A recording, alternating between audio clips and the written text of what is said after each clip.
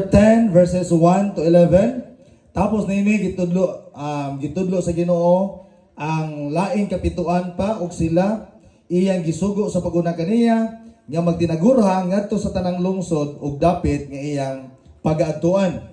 Og siya mingon kanila dagan unta ang mga nihon apan jutay ra ang mga mamumuo. Busa pangamuyo kamo sa Ginoo sa anihon nga makapadala unta siyang mga mamumuo ngadto sa iyang anihon. Panglakaw kamo, tan-awa, pagtuon ko kamo nga daw mga nating karnero sa taliwala sa mga lobo. Kuyaw ni mga kigsunan. Busa unsay tambag ayaw kamo pagdalag puyo. Saan puyo? O puntil. O mga sapin ug ayaw kamo paghunong aron sa pagkighimamat kang bisan kinsa diha sa dalan. Og sa bisan unsang balaya nga inyong pagasak-an, umingon una kamo. Ang kalinaw maanaa unta nining balaya. Ang kalinaw maanaa kaninyo sa inyong tubag. Maana usab kanimo. Oh, di ba? Maanaa usab kaninyo. So og kon kini, og kon dinhi niini adunay mahigugmaon sa kalinawnan, ang inyong kalinaw mag-abot niini apan kun wala man nan kini magabalik ra kaninyo. Padayon.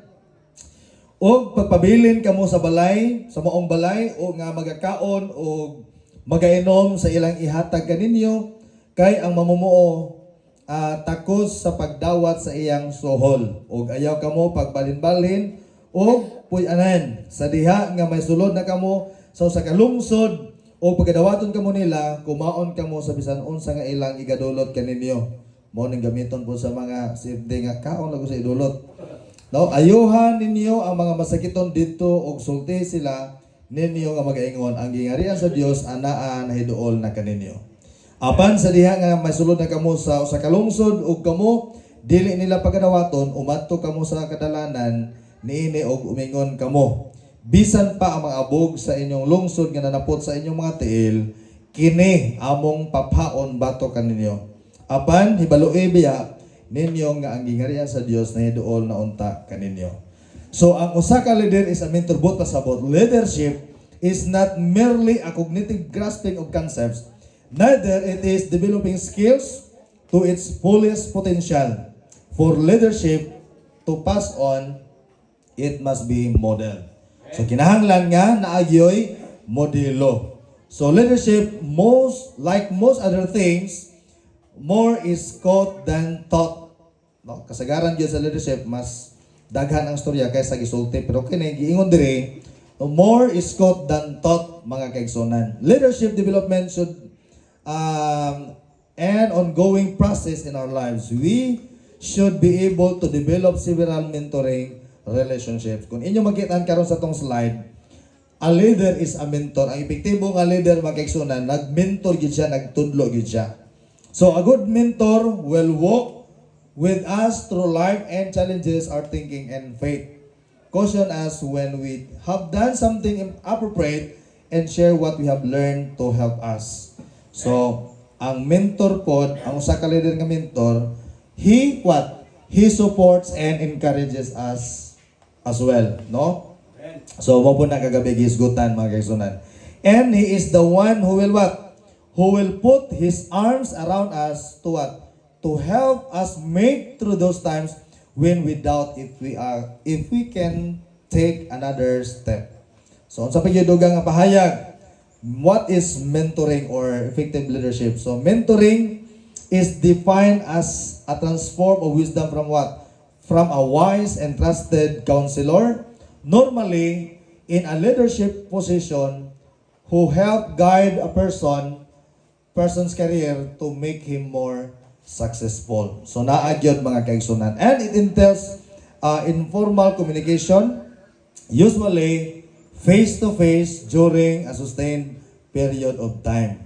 No? Kung ang epektibo nga leader mga kaigsunan nga, naagyod po siya not only in leading but also in mentoring. No? I-hands-on gyud, i-face-to-face gyud mga kaigsunan. Okay? So, nagingon diri, a mentor cares about his proteges or mentees, no, and goes out of his way to see they get the best possible chance to fulfill their career potential. So it involves teaching, no, ang usa ka leader nagtudlo, nag-coaching pa yun, and helping build to a high degree of confidence.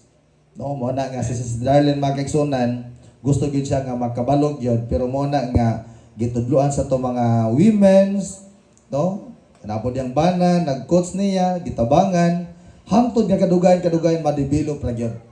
Ang imong pagkahilumon kaniadto mahimo na kang sabaan, no? Kay even myself testified gid ako na nga ako nag-graduate ko sa elementary, ang akong ribbon most neat and clean ug most behave ra gyud. Pero later on gigamit ta sa Ginoo nga uy, naa man di ay potential, naa man di ay pamaagi nga gamiton ta. Pinaagi usab sa akong mga mentor nga nagtudlo nga akong gitan-aw ba labi na ni Pastor Preto, di mo gid pwede mag-idol.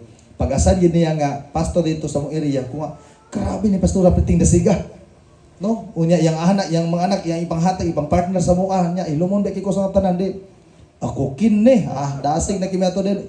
Bisag asay mi mga social, magbaklay mi mo agi mi glasang magbaklay.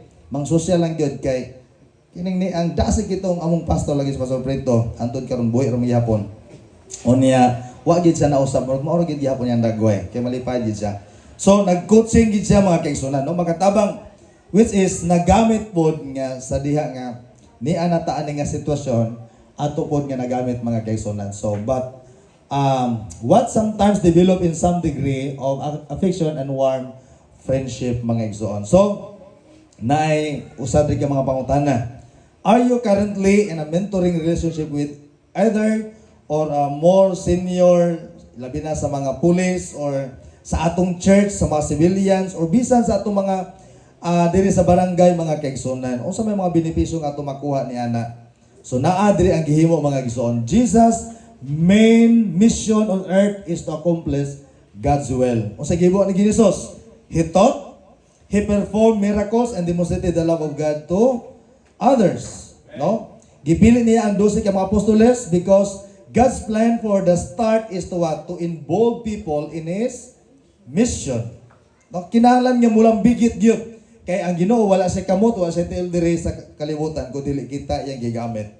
Ingon pa ni Wilkins sa iyang sinulat, Jesus on leadership said, "You'll never be an effective leader until you include those you lead in what you do." Namang ko iban nga mga leader, dili na ko nitudlo kay basig moabot ang panahon ba nga basig malabuan ko ani. No? Dili na ko ni sa tudloan sa mga tactics, di na ko sa tudloan sa mga epektibo nga mga leadership tungod kay basin moabot ang panahon nga mas mulabaw na ninoon nako. Dili na siya mao mga kaigsunan. Kinahanglan nga ang epektibo nga leader itudlo gyud tanang mga sekreto sa imong dumalahan mga kaigsunan. In Luke chapter 10, 1 to 11, Jesus commissioned the 12 apostles to go out in pairs. Tagduha gyud mga kaigsunan and do what He has been doing as His way of mentoring them. So kung makita ninyo, no, partner gina sila gipakita sa Ginoo mga kaigsunan. Kaya naman, it was in pair because He knew that they will have hardships. No, sa pag-lead out nato sa iglesia, sa tuang pamilya, naagyod ang naagi partner, naagi pares kay naman dili lalim mga kaigsunan. Nganong in pairs man, they can provide each other with protection and encourage each other. Kung isa naluya, ang isa pud sa man, motiwas, no? Tiwasan ka. Dili day nana. So mo na nga sa ato day pagbuhat magkaigsunan nagi partnership tungod kay nga kung ma-discourage isa, makadungog ko sa mga women's, ay dili ta mo dayon.